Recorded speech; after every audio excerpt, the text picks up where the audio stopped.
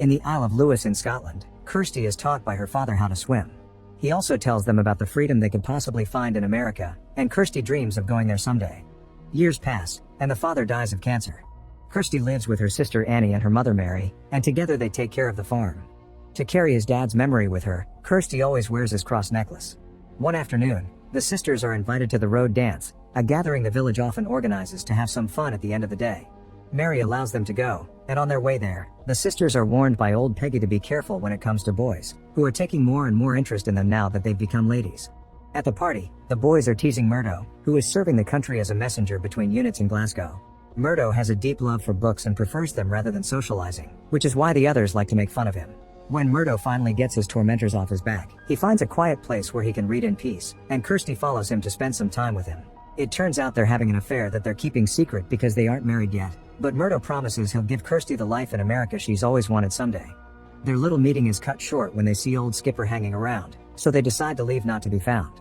The next Sunday after attending Mass, Kirsty takes Murdo to the beach where her father used to take her swimming and learns that Murdo's own father never made it back after a fishing accident. Murdo never learned how to swim, thus Kirsty promises to teach him one day. That afternoon, the lovebirds have their first kiss. The next day, Mary scolds her daughter for coming home late, to which Kirsty replies with a lie about losing track while reading. Annie finds it suspicious, but before she can say anything, Mary sends Kirsty to deliver eggs to Skipper, who Kirsty thinks is a weirdo. In the evening, Annie guesses Kirsty had something great happen to her, and after she swears she won't tell their mother, Kirsty decides to share with her little sister what kissing a boy feels like. Sometime later, the villager receives an official announcement calling for all the young men to join the army, which is obligatory. Afterward, Murdo meets Kirsty at the beach so she can finally teach him to swim, using the same technique her father taught her. Once their little date is over, Murdo finally tells Kirsty he's been called to fight in the front lines, which breaks Kirsty's heart. To try to cheer her up at least a little, Murdo promises he'll come back when the war is over and he'll marry Kirsty to then take her to America. In the evening, the village throws another road dance to say goodbye to the guys. Kirsty wears a beautiful dress Mary gifts her and used to wear when she was courting her father. Then Murdo comes to pick Kirsty up, bringing flowers with him, which makes their relationship public. At the gathering, everyone has lots of fun dancing, chatting, and drinking a lot. By the time night falls, most people are drunk, and a boy that likes Kirsty gets jealous of Murdo, causing him to harass her for a while and punch Murdo when he tries to defend her. Fortunately, he's just fine, so when Kirsty needs to relieve herself, she doesn't hesitate to leave him alone for a few minutes while she goes to the hills. While she's doing her thing, a mysterious man surprises her from behind and hits her head on the rocks before taking advantage of her. Kirsty is bleeding, and because her face is pushed against the ground, she doesn't get to see who the man is before she passes out. A few hours pass, and when Kirsty doesn't come back, Murdo goes looking for her and finds her on the hills, so he wakes her up as soon as he notices the blood, but Kirsty only tells him that she fell. Murdo immediately takes her to see Dr. McLean, who takes her in and gives her some medicine plus stitches for her wound while Murdo runs to tell her family. McLean notices Kirsty has pain in her lower regions, but when she insists that she fell and doesn't remember anything else, McLean lets her rest for the night. The next morning, Murdo takes Kirsty to her family so she can be taken care of, and when Kirsty is finally alone in her room, she checks her underwear, breaking into tears when she sees the blood that confirms what happened last night. Desperate not to be found out, she throws her pad into the fire. Later, Kirsty joins the rest of the village to say goodbye to the boys. Murdo reminds his brother to take good care of their mom before giving Kirsty a book with his favorite quotes. He also gives her enough money to take a ship to America in case he doesn't make it back. In return, Kirsty gives him her father's necklace, but she refuses to kiss him because she still feels dirty. After all the boys leave with a blessing from the priest, Kirsty goes back to the hills where everything happened and privately has a full breakdown, unaware that Skipper is watching from afar. That night, Kirsty has nightmares of the attack, and Mary has to wake her up to stop all the screaming. The next morning, Constable McCrae comes to check on Kirsty because Peggy had been worried about her, but once again Kirsty promises it had been just a fall and nothing else. Weeks begin to pass, and Kirsty keeps track of her monthlies, or lack of, in a notebook until eventually she has to face the truth. She's pregnant. She doesn't tell anybody though because she still doesn't want to bring shame to the family and miss her chance to marry Murdo, who writes to her as often as he can. His letters are the only comfort Kirsty has nowadays. One morning, she brings another delivery to Skipper, who in return gives her some flowers for her and her mother. Kirsty finds the gesture very sweet and notices Skipper has a picture of America, prompting him to share some stories of his travels. This makes Kirsty admit she's been misjudging Skipper all along. As the baby grows, Kirsty begins having the usual pregnancy troubles, like wanting to throw up at random times.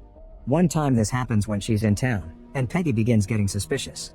When it happens at home, Mary and Annie worry about her, but Kirsty just blames it on a stomach bug and brushes them off rather coldly.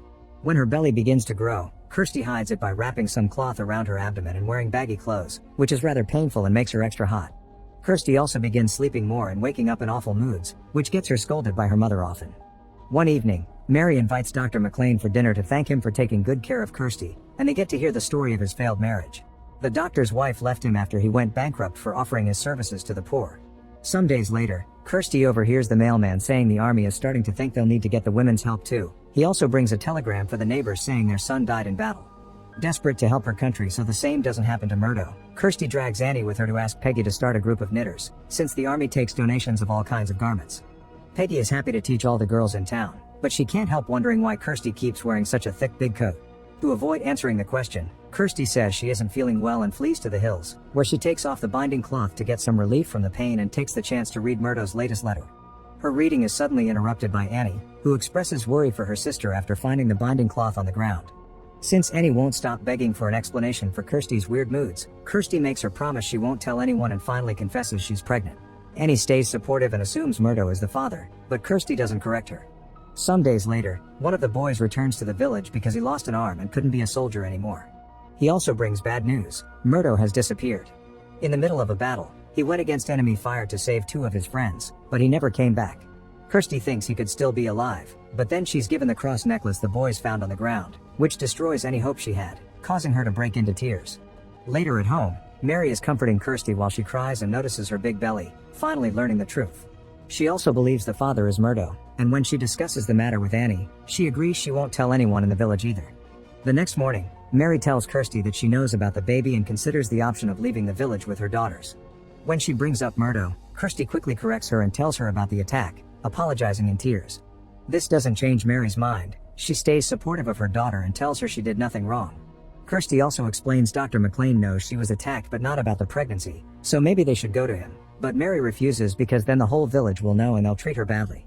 Their argument is suddenly interrupted when Kirsty's water breaks 2 months before even approaching the right date.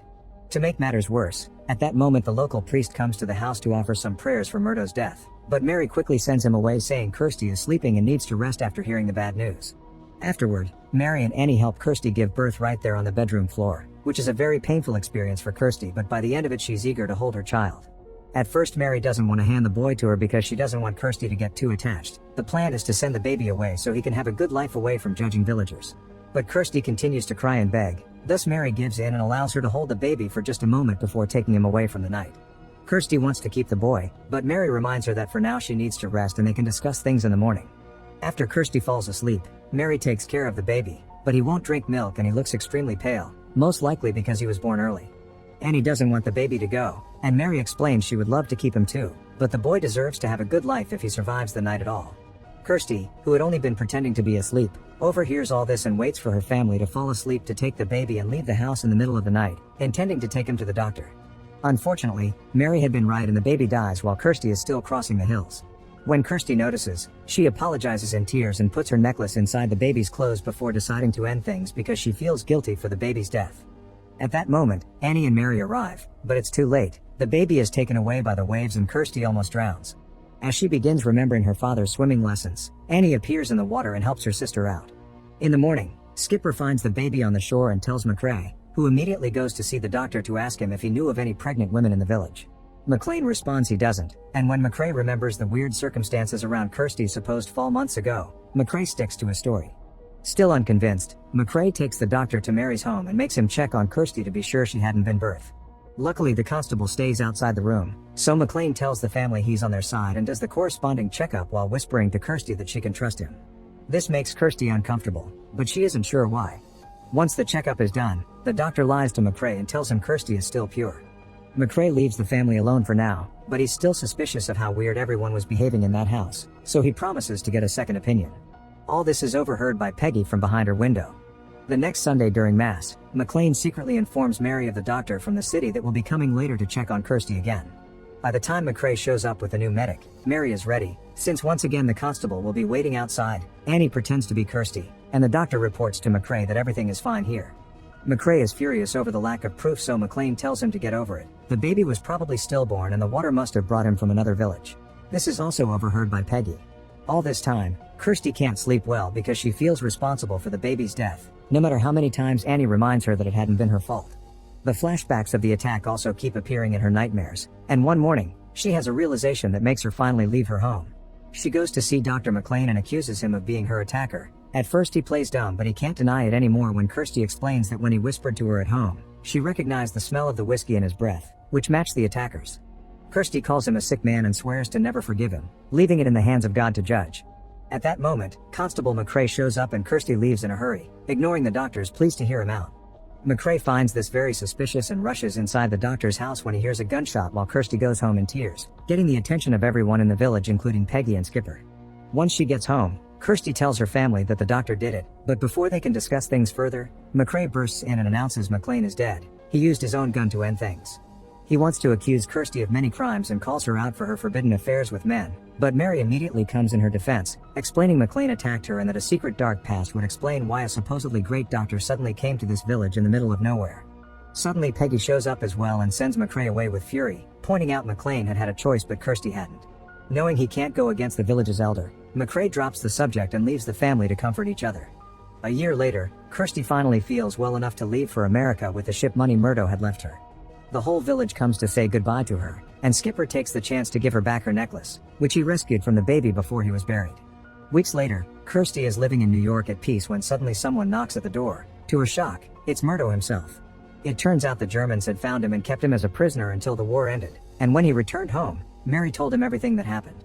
Murdo apologizes for not having been there for Kirsty, but he's ready for them to start a new life now, and the couple finally gets to kiss again. Make sure to subscribe and turn on notifications so you can watch more videos like this. Thanks for watching.